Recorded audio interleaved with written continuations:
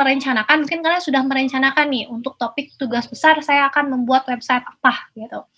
Nah, ini kalian sudah ada mata kuliah RPL sudah masuk atau belum? Sudah dapat? Belum, Bu. Belum ya? Oke, jadi di sini sebenarnya nyambung ke mata kuliah RPL. Oke, nyambung ke mata kuliah RPL, tapi saya tidak akan mengajarkan sedetailnya bagaimana perancangan pengembangan aplikasi di mata kuliah RPL. Tapi saya akan seperti saya mengajarkan atau memberikan pengenalan mengenai object oriented programming. Saya tidak menjelaskan sampai detail misalkan, tapi itu saya akan menganjurkan kalian untuk memahami. Nah, untuk pengembangan aplikasi yang skala besar, dibutuhkan yang namanya, kita bekerja pasti tidak sendiri ya, kalau aplikasi yang besar pasti ada tim. Oke, pasti ada tim, kemudian dibutuhkan suatu perencanaan, pengembangan sistem. Nah, dalam perencanaan, pengembangan sistem, hal pertama yang perlu kita lakukan adalah oke, sistem ini dia akan ngapain, gitu ya. Jadi kita akan mengidentifikasi kebutuhan dari user, pengguna dari sistem kita. Misalkan kalau membuat e-learning, siapa sih usernya? Kira-kira siapa saja? Ada siswa, ada guru atau dosen, kemudian ada apa lagi? Ada administratornya pasti ya, karena yang mengatur nanti penjadwalannya kan nggak mungkin guru atau siswanya. Ya kan? Atau misalkan ada approval dari departemen atau ada apa. Nah, itu tuh harus diidentifikasi. Jadi ketika kalian akan, oke, saya punya ide nih, akan mengembangkan sistem apa gitu ya. Nah, identifikasi dulu siapa penggunanya. Itu yang pertama. Siapa saja penggunanya, kemudian dari setiap pengguna kita identifikasi kebutuhan masing-masing pengguna tersebut. Contoh, misalkan e-learning system tadi ada guru atau dosen, kemudian ada siswa atau mahasiswa, dan ada administrator. Itu yang sederhana. Ya, yang mungkin kompleksnya nanti tergantung dari ini akan seperti apa sistemnya. Guru misalkan atau ya dosen, kebutuhannya apa? Apa yang akan dilakukan oleh guru atau dosen dari sistem tersebut?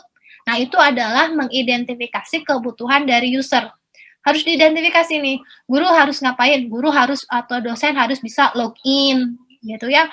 Guru atau dosen harus bisa melihat jadwal, guru atau dosen harus, nah itu harus dituliskan, harus diidentifikasi.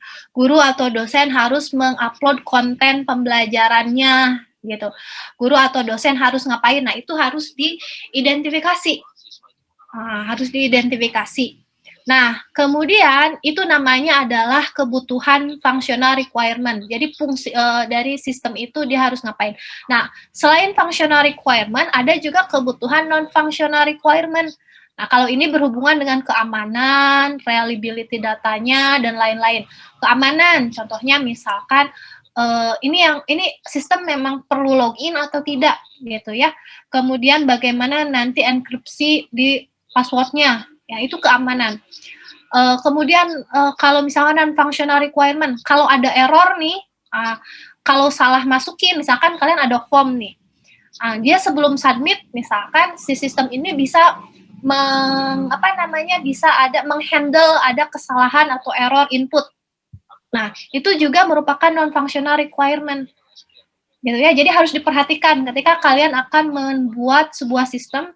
Ini sistemnya bisa ngapain nih? Kalau ada error, dia bisa menghandle, misalkan error, inputnya error gitu ya, atau misalkan ada jaringan error dan sebagainya, dia bisa menghandle kalau seperti itu. Jadi tidak langsung dilempar ke code atau kemana gitu. Kita harus bisa menghandle error handling gitu ya, error handling, baik itu error handling input, jaringan, atau seperti, nah itu adalah non-functional requirement. Itu harus tertuliskan. Sehingga nanti ketika mendesain atau membuat sistem, kita berpanduan pada kebutuhan tersebut, kebutuhan sistem. Ya, kebutuhan sistem, baik itu kebutuhan yang bersifat fungsional, yang bersifat fungsional tadi bisa lihat nilai, bisa ngupload tugas, bisa ngupload materi, itu adalah fungsional, fungsi-fungsi yang harus ada dalam sistem kita. Non-fungsionalnya yang tadi, error handlingnya seperti apa, keamanannya bagaimana, itu harus tertuliskan. Sehingga nanti ketika kita membuat sistem, kita berpanduan pada tadi, ya, sistem requirement kita. Nah, untuk functional requirement atau user requirement, biasanya user requirement itu berupa functional requirement. Nah, pertama tadi ya, kita harus identifikasi usernya. Jadi kalian silakan sudah dibagi kelompoknya, sudah punya kelompok masing-masing, sudah boleh berdiskusi ya. Di kelompoknya sudah ada kelompoknya? Ada. Ada. Oke. Nah, nanti mungkin bisa ini dari hal ininya ya, dari hal saya melihatnya dari sisi develop aplikasinya ya, bukan dari database-nya. Database-nya nanti mungkin ke Pak Budi. Nah, pertama, identifikasi usernya ada siapa gitu ya. Ini misalkan saya mau membuat aplikasi untuk membantu donor, misalkan ya, donor darah gitu kan. Donor darah itu sebenarnya kita nggak tahu nih ada darah di mana, ada pendonor, siapa yang membutuhkan dan sebagainya. Misalnya lewat WhatsApp kan, saya mau bikin nih aplikasi untuk menginformasikan di mana butuh darah, orang tuh upload ke sana, kemudian dan sebagainya. Usernya kira-kira siapa saja? Ada pendonor, calon pendonor gitu, ada orang yang membutuhkan donor, dan ada di kita sebagai administrator. Ya kan, identifikasi usernya. Nah, kemudian setelah user teridentifikasi, nah kalau ini e-learning ya, ada admin, ada siswa, ada guru. Contohnya admin itu dia harus bisa ngapain? Bisa login. Kalau misalkan siswa ngapain juga bisa login, guru ngapain bisa. Nah, ini harus diidentifikasi. Ini yang sederhananya ya. Semua diidentifikasi. Login, menambah user lain, kemudian mengatur user lain, mengatur mata pelajaran, dan mengatur mata pelajaran guru siswa gitu ya, diatur. Kemudian kalau siswa bisa login, melihat jadwal. Nah, ini harus definisikan untuk ke semua kebutuhan dari setiap user. Nah, dari sini nanti di RPL kalian akan, nah ini yang paling penting, kalian akan membangun use case diagram. Nah, use case diagram tuh ini kotak, anggaplah kotak ini adalah sebuah sistem. Nah, ini adalah user kita yang berinteraksi dengan sistem. Tadi kan ada 3 ya, ada administrator, ada guru, ada siswa. Nah, guru bisa login, siswa bisa login, administrator bisa login. Berarti nanti kita akan membuat fungsi untuk login. Admin bisa menambah user. Admin juga kan kita tahu di sini bisa menambah user dan mengatur role dari user. User ini sebagai guru atau sebagai admin. Nah, jadi ketika dia menambah user sekaligus juga mengatur role dari usernya. Nah, ini jadi digambarkan gitu gimana nih. Guru bisa melihat jadwal. Guru bisa mengupload konten. Siswa bisa. Nah, ini dituliskan seperti ini.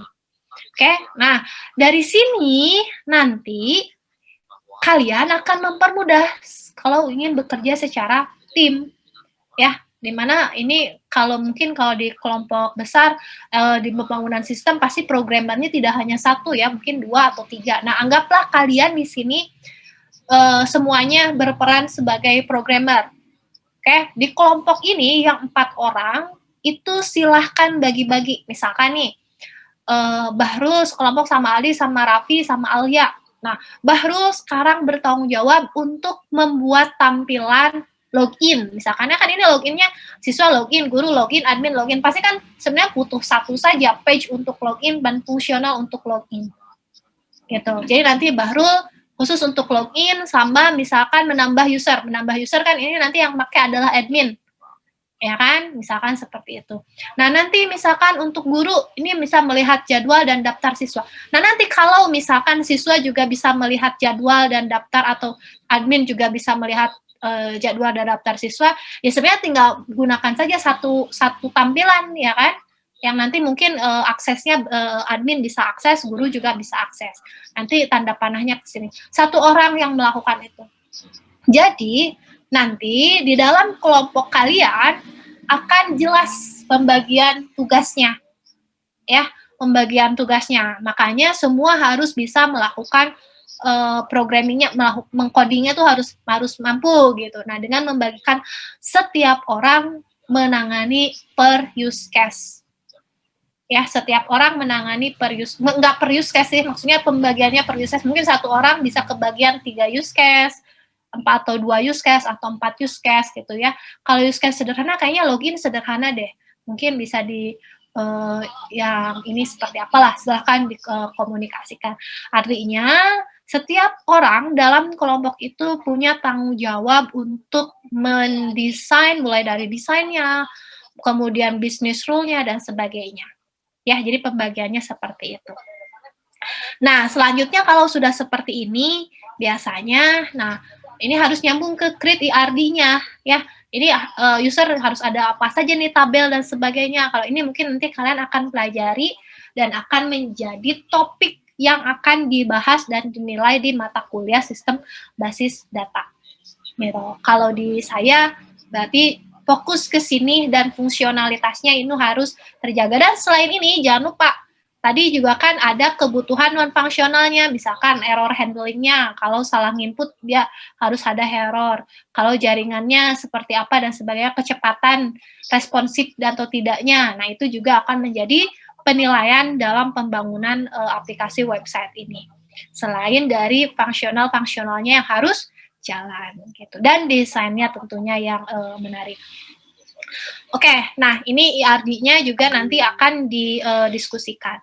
Nah, itu untuk apa ya?